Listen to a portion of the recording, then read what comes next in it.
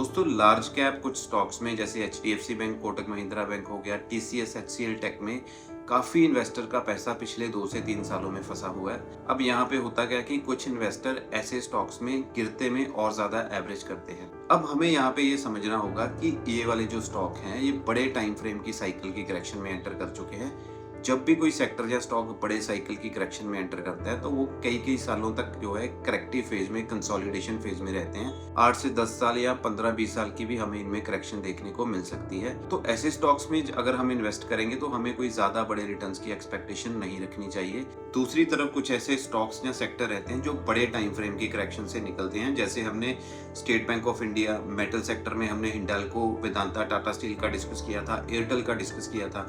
अब ऐसा स्टॉक जब 300 से 400 जाएगा हमें महंगा लगेगा, हम उसको अवॉइड करते हैं। लेकिन ऐसे स्टॉक्स में हमें ये देखना होगा कि अगर ये बड़े साइकिल की करेक्शन से निकला है तो ये हमें मल्टी रिटर्न देगा। और आप देख सकते हो ये स्टॉक पिछले 3 से 4 सालों में कम से कम इन्होंने 3 से 4 गुना तक के हमें रिटर्न्स दे दिए हैं।